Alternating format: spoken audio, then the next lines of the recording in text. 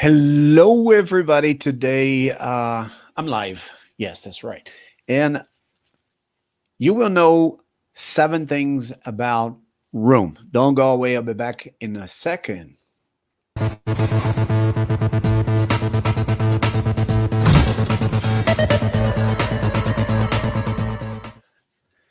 That's right. Have you ever thought about how difficult sometimes it is to learn vocabulary, to retain vocabulary? One of the greatest complaints from my students of English, one of the most important complaints is that I can't retain vocabulary, teacher.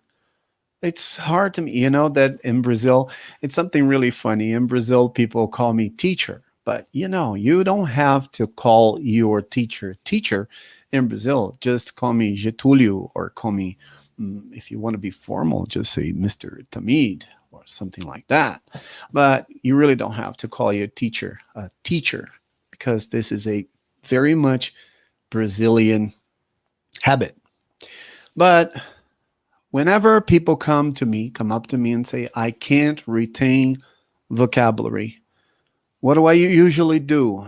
I usually tell them that there is a way. So I'm going to show you something over here. There is a way in order to retain vocabulary is when you, because vocabulary that, because vocabulary has to make sense to you and not only separated words. Like when you look at a picture like this, for example, you see a broken bike, a bicycle that needs to be repaired. But if you notice, you have in this picture not only the bicycle, but you've got to take a look at some tools you have here. You have tools below. So you have probably the pliers, you have a screwdriver, you have the wax, you have a group of things, the wheel, the, you've got to think about all the things that go along with the bike. You can ride a bike, you can hop on a bike, you can have an accident with a bike and everything. So you have to think about the possibilities of having more words related to that. Another example is a guy singing here. This guy is a little crazy, isn't he? So he has a microphone. So everything that has to do with singing has to come to your mind when you're thinking, when you're building up your vocabulary. So singing requires a person to study sometimes in order to become a professional. Singing requires a person to control the breathing very well. Singing requires people to study music, understand about music, understand about the position of the microphone. The microphone, sometimes most music producers, they need to understand about music engineering, sound, acoustics, and everything. So all these things together, they will build up your vocabulary.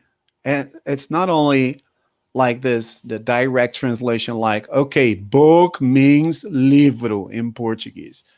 No, you can't do that. You simply can't do that because if you do that, it's pretty much like saving a file in only one file in your computer. If you really want to, not lose the vocabulary, it's important to create several backups, a lot of backups. So this is what we're going to do right now with the word room. I'm in a room right now. This is my bedroom. This is where I have my office because I got a home office and my home office is in my bedroom. Yes, ladies and gentlemen. So let me show you 7 things that you should know about a room. Yes. So working out vocabulary over here, as you can see, you can join verbs with the room in order to make sense. For example, you can make room for someone. When you make a room for someone, you open a space, you make a space for someone to come in, to enter a place, or to welcome somebody. Just like in the example, it says, attention everyone, Let us make room for our best player in the championship. All right. So this usually happens when the player is arriving after playing the match, especially basketball or football, and there is this big party after the match. And then the person enters triumphantly in the place, and somebody says, let's make room for our best player in the championship. Yes, so everybody moves, a step back, has a step back, and then the person enters into the place. This is to make room. Don't worry, we're going to make room for you. It's also a possibility for having a space to welcome somebody like a special guest or something. Okay, another one is to share a room, right? When you share a room, you can use the same space. Yes.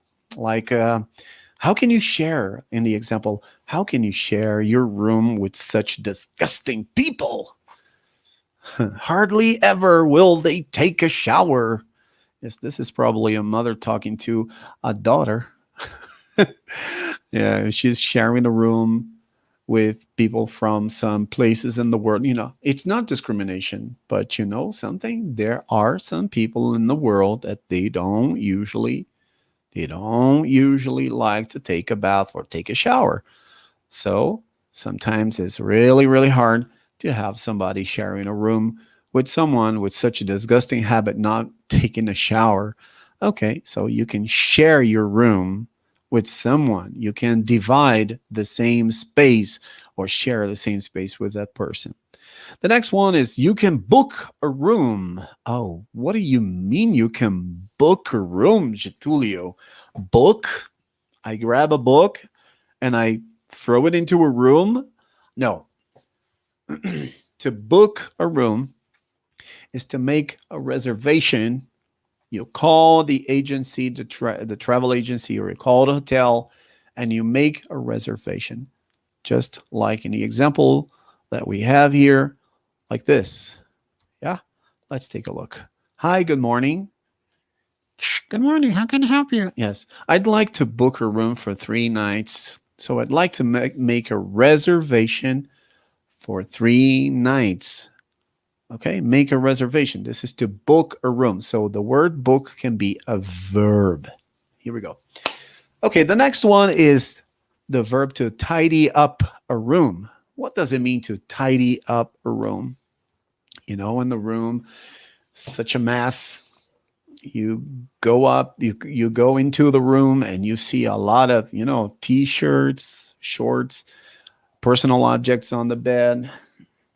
You look at the floor and it's a very dusty floor. So it needs to be cleaned. It needs to be organized. So that is the verb to organize and clean, to tidy up your room. So you can tidy up your room, like an example, and a mother talking to a daughter, probably, or a son, again, a sermon, and saying, why can't you simply tidy up your room? I don't understand. Most mothers don't understand why, especially people who are very creative, artistic types, sometimes they can't simply tidy up their rooms. And finally, 3 expressions related to room that it can expand your vocabulary. A bright room.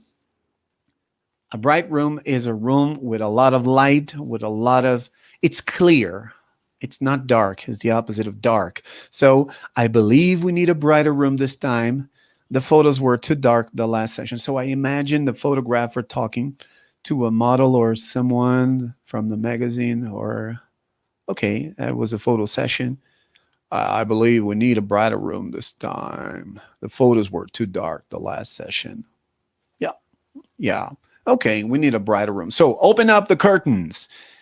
There is also the waiting room. What is the waiting room? The waiting room is a place where you obviously wait. You stayed there to wait for news or wait for, for assistance, like in a hospital nowadays. A lot of people are in waiting rooms at the very moment waiting for the doctors to say, Yes, your son is okay, your mom is okay, your father is okay, or I'm sorry, unfortunately we lost him or we lost her. That's too bad. But the doctor is talking to her parents in the waiting room. Okay, teacher, I heard somebody say waiting room. Is that okay? Yes, that's totally okay. It's another pronunciation, but Americans mostly, the Americans I know, my friends, my students, they say waiting room because they teach Portuguese to foreigners. And finally, a spare room. What is a spare room? A spare room is an extra room. It's a room that you have there available also in case you need it. Like the person who traveled with a lot of with too much too much luggage or too many bags. Well, we will probably need a spare room. I'm afraid we brought too many bags. Yes. So this person probably. Yeah, it's funny because a person the other day, uh, this teacher, very long ago when I started teaching, he complained. He said something like, "No, you can't say probably because Americans don't say probably." And I was watching a movie the other day and I saw somebody speaking. I heard somebody speaking probably, and then I thought to myself, "Wow, I must have missed something over here, or this guy's pulling my leg." Obviously, when you speak fast, you don't pronounce the B very much there. You can say probably. So it gets really fast. But if you divide a word, the syllables and everything is going to be probably. Okay, probably. What was I saying about probably? Yes, we will probably need a spare room. So how did you like it? Somebody is watching right now. We are at the very end of the video, and I just want to ask you, what are yes, what are the things that you um, what is in your room? Yes. Hi, Fernanda. Good vibes to you too. Thank you very much for watching. So, those were the 7 things you should know about a room or about booking a room, about what's in the room. But I've been thinking of in one of my next videos to do something really cool. You know what it is? A lot of people don't know that there are about 100 facts, interesting facts about a hotel room.